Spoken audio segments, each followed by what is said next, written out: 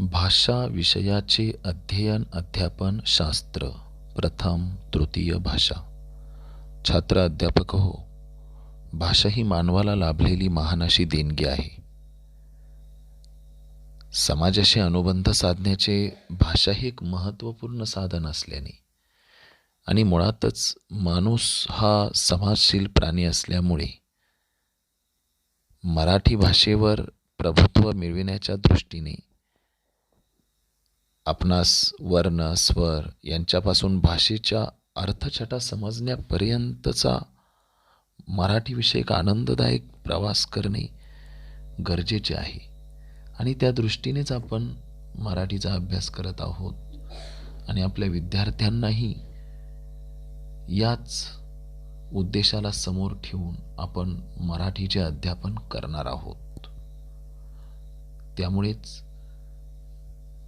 हे अध्यापन करण्यापूर्वी या भाषा विषयाच्या उद्दिष्टांचा विचार करणे आपल्या दृष्टीने खूप महत्त्वाचे आहे. ती उद्दिष्टे आपण या निमित्ताने पाहणार आहोत, त्यांचे स्पष्टीकरण करणार आहोत. मातृभाषा शिक्षणाची सर्वसामान्य उद्दिष्टे मुख्यत्वे पुढील प्रमाणे आहेत. सुरुवातीचे जे उद्दिष्ट सांगितलेले आहे ते लक्षपूर्वक श्रवण व आकलन होणे असे आहे. अर्थात भारतातील भिन्न सामाजिकतेमुळे, प्रादेशिकतेमुळे, शालेय परिमितीनुसार तसेच समाजातील तेथील आर्थिक सामाजिक परिस्थितीनुसार विद्यार्थ्यांच्या संपादनोकीत बदल होत असतो. म्हणून सर्वसामान्यपणे अगदी सर्वांना लागू पडतील अशी काही उद्दिष्टे लवचिकतेच्या भूमिकेतून घेतलेली आहेत. त्यापैकीच हे एक आहे, लक्षपूर्वक श्रवण व आकलन होणे. थोडक्यात विद्यार्थी जे काही ऐकणार आहे ते त्याला समजपूर्वक ऐकता यायला हवे, त्याचे त्याला आकलन व्हायला हवे, हा याचा मतितार्थ आहे. बालकांचा सर्वांगीण विकास होण्यासाठी प्रथम त्याच्या अंगी असलेल्या ज्या 9 भाषिक क्षमता वर्णिलेल्या आहेत त्या 9 भाषिक क्षमतांपैकी श्रवण क्षमता ही पायाभूत अशी क्षमता आहे आणि तिचा विकास होणे गरजेचे आहे. कारण ज्या व्यक्ती चांगल्या रीतीने ऐकतात त्या व्यक्ती परिणामकारक असे भाषण संभाषण करू शकतात. म्हणूनच विद्यार्थ्यांना शिकवताना त्यांनी अवधानपूर्वक ऐकावे यासाठी आपण प्रयत्न करूया. 2. विचार, भावना, कल्पना व इच्छा स्पष्ट आणि समर्पक शब्दात वाचेने व्यक्त करता येणे. भाषण क्षमतेशी निगडीत असे हे कौशल्य आहे. ग्रहण केलेल्या ज्ञानाची अभिव्यक्ती हे भाषण घडवत असते. लहान मुलांची संवेदनशीलता अत्यंत उत्कट असते. काही नवे दिसले की पंचेंद्रियांनी अनुभवून ते आपल्या जवळच्या व्यक्तीला सांगण्याची उत्कंठा त्याच्या मनामध्ये प्रकर्षाने निर्माण होत असते. अशा वेळेला त्याच्या भाषेला सुबकपणा, डौलदारपणा आणण्याची जबाबदारी आपण घेऊया.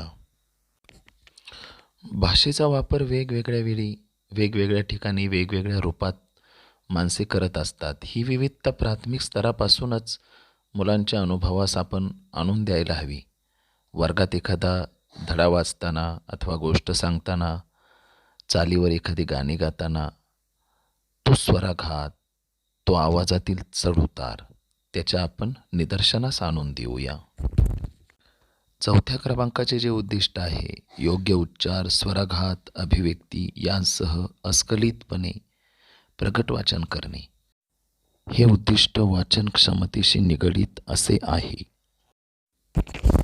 या उद्दिष्टाच्या परिपूर्तीतून विद्यार्थ्यांचा झालेला विकास त्यांना परिसंवादात मोठेपणे आपली मते, विचार ठामपणे मांडण्यास शिकवणार आहे.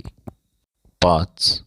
योग्यरित्या आकलनासह मुखवाचन करणे. प्रगट वाचनानंतरची ही प्रगत अशी अवस्था आहे, प्रगत असे कौशल्य आहे. मूक वाचन, मनोगत वाचन म्हणजेच नुसत्या डोळ्यांनी वाचन करणे ही प्रगत कृती यामध्ये अभिप्रेत असते.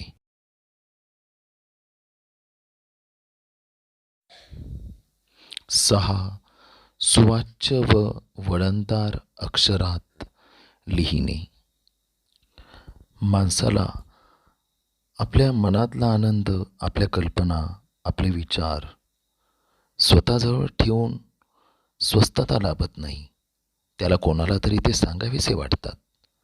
ही सांगण्याची इच्छा जेव्हा उत्कट प्रबळ होते तेव्हा त्याच्या मुखातून शब्द बाहेर पडतात आणि हे शब्दच लिखित रूप घेतात आणि स्थल कालातीत बनून अक्षर बनतात.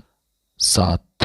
अनुभव, विचार, भावना, कल्पना इत्यादी प्रभावीपणे व्यक्त करण्यासाठी लेखन कौशल्य प्राप्त होणे.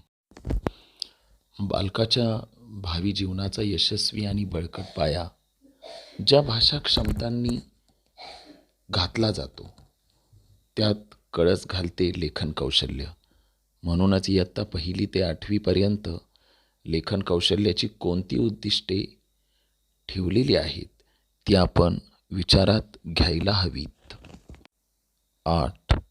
लेखनाच्या नियमानुसार नीटनेटके लेखन करणे. भाषेच्या लेखनाचे नियम म्हणजे शुद्ध लेखनाचे नियम. विद्यार्थ्यांना ते क्लिष्ट वाटणार नाही अशा पद्धतीने सुबोधतेने त्यांना ते आपण समजावून सांगू. 9. भाषेची जडणघडण समजणे. दर 12 कोसांवर भाषा बदलते या सिद्धांतास अनुसरून मराठी भाषेचीही विविध रूपे दिसतात. पण ग्रंथलेखनासाठी जी भाषा वापरली जाते ती असते प्रमाण भाषा. भाषेची ही जडणघडण सुबोधतेने त्यांच्या आपण निदर्शनास देखील आणून देऊया. 10. विविध साहित्य प्रकारांचा आस्वाद घेण्याची क्षमता निर्माण होणे. प्राथमिक स्तरावर वयोमान परत्वे विद्यार्थ्यांना नाट्यवतारे, कविता, बडबड गीते, गोष्टी यासारख्या सुलभ अशा साहित्य प्रकारांचा परिचय आपण करून देऊ शकतो. भविष्यातील साहित्यिक अभिरुचीचा पाया याद्वारे इथे निर्माण केला जाऊ शकतो. 11. रंगभूमी, चित्रपट, आकाशवाणी, दूरदर्शन, नियतकालिके यांच्या माध्यमातून भाषिक अनुभव विकसित होणे. आकाशवाणी, दूरदर्शनवरील शैक्षणिक कार्यक्रमाच्या निमित्ताने तर नाट्यीकरणाच्या द्वारा रंगभूमी चित्रपटाचा परिचय आपण विद्यार्थ्यांना घडवून आणून त्यांचा भाषिक विकास करण्यासाठी प्रयत्न करू शकतो. 12. बोली भाषेबद्दल आपुलकीची भावना निर्माण होणे.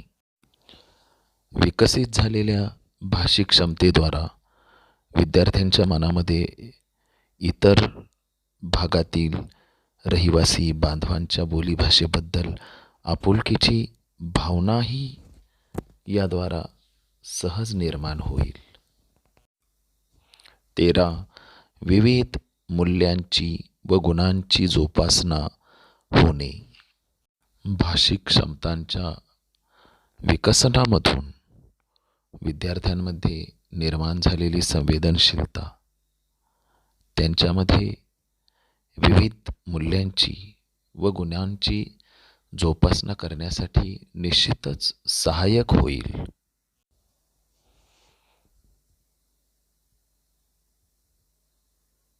14. अन्य भाषा व भाषिक यांच्याविषयी आत्मीयता निर्माण होणे.